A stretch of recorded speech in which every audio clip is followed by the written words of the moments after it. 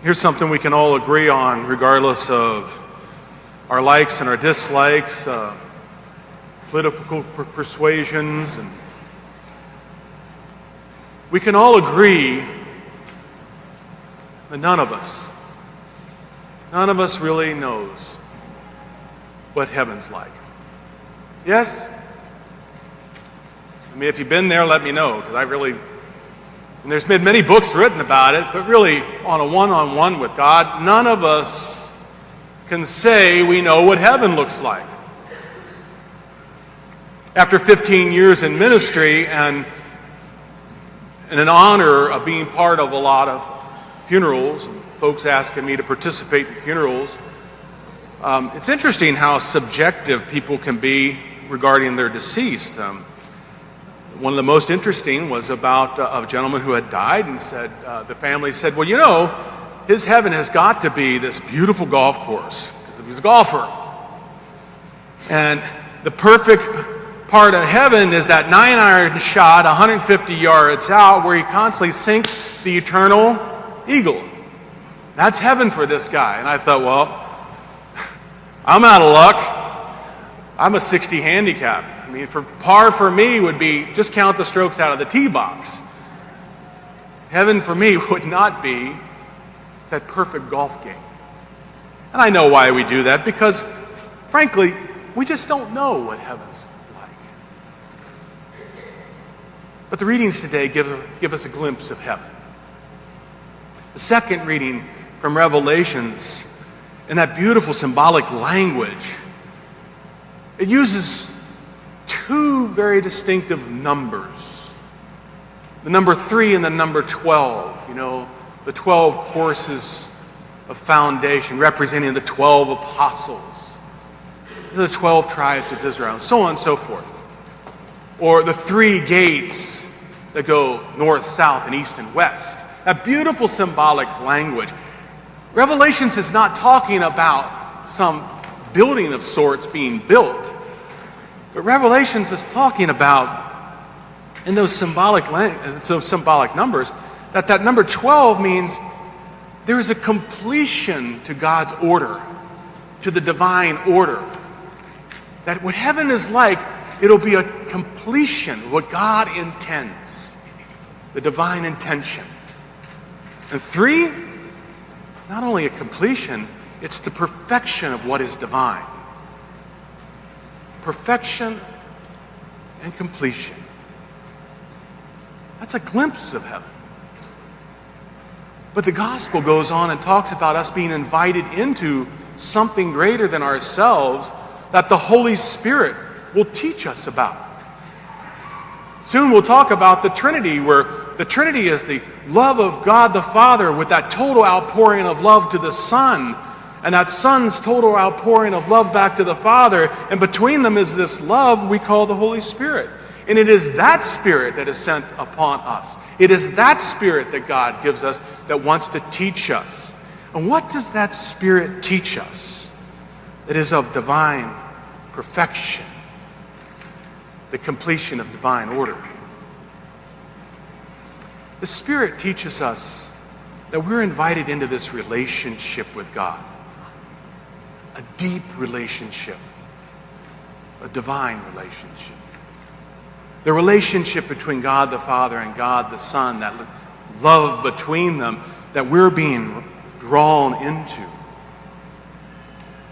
And how do we see that very concrete in our lives today? It's how we live in relationship with each other, whether we know each other or not. How we step into relationship for the good of others, for the sake of their good, not for our self-interest. Just right around St. Andrew this week, just looking around this room, you can see example after example after example of being drawn into that Trinitarian life by the way we live. I see Leon over here, he and his wife Julia, for nearly 20 years when Julia passed. They made almost 6,000 rosaries a year. Julia made chain rosaries. Leon said that was too hard for him, too time-consuming. 6,000 rosaries a year for 20 years, over 100,000 rosaries that were sent to missions, other places, hospitals maybe. Well, ironically, right after Julia had passed, Leon brought a bunch of rosaries to the office. There must have been 100 of them. They were all the chain rosaries. And someone called me and said, Deacon Tim, I'm in the lay pastoral ministry program at the seminary, and I'm also doing a practicum in a hospital. She hopes to be a chaplain one day. And part of her apostolate is she said, every Catholic patient I go to, I'm going to make sure they have a rosary. And if they don't know the rosary, I'm going to teach them the rosary. Do you have rosaries?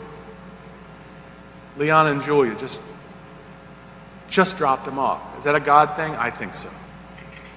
I said, we got rosaries and we've got oodles of them. Come and get them. So I know there are patients who are being taught the rosary today because of 6,000 rosaries a year. That relationship that was being built, they don't know them. But there's a greater relationship that's now being built because of their apostle. I think of our St. Vincent de Paul Society and the outpouring of gifts, of food to them. I don't know if you saw this on Instagram, but the pictures of their pantry, it's packed. Packed.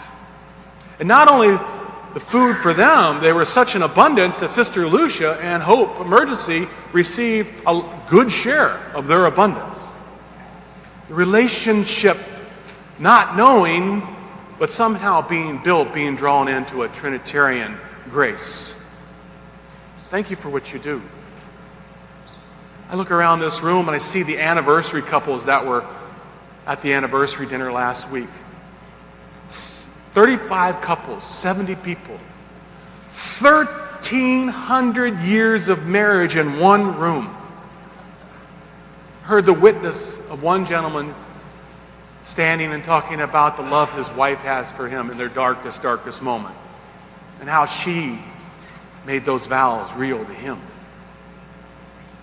Heard many other couples, like Ed saying, never saying to young couples, we have these engaged couples who serve the dinner. Ed Schreiber had said, as a piece of wisdom, never go to sleep without kissing each other goodnight. Relationships. Can you see, folks, what heaven is like?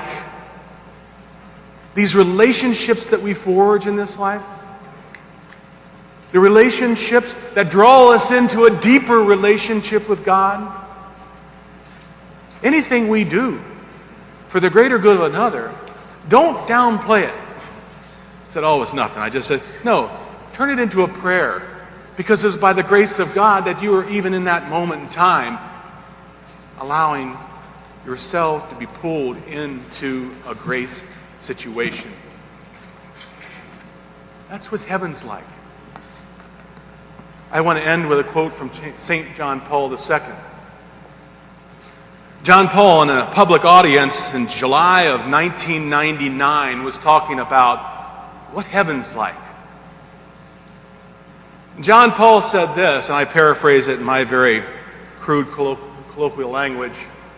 Said, heaven's not that place in the sky, brick and mortar, the golden gates and all that stuff. Heaven's not that at all. John Paul said, rather, heaven is the perfect, number 3, relationship that fulfills God's order, number 12. That perfect relationship that fulfills God's order that the Spirit of God continually draws us into. And it doesn't happen at the moment of your death. It's happening right now. Even in our most sinful state, the second person of the Trinity continually says, we still want that relationship. My mercy will change things for you. It's like we get a mulligan over and over and over and over. So wherever you're called this next week, whatever you might be doing this next week, if you're being drawn into something that supports the greater good of another, you get a glimpse of heaven. Now you know what heaven's like.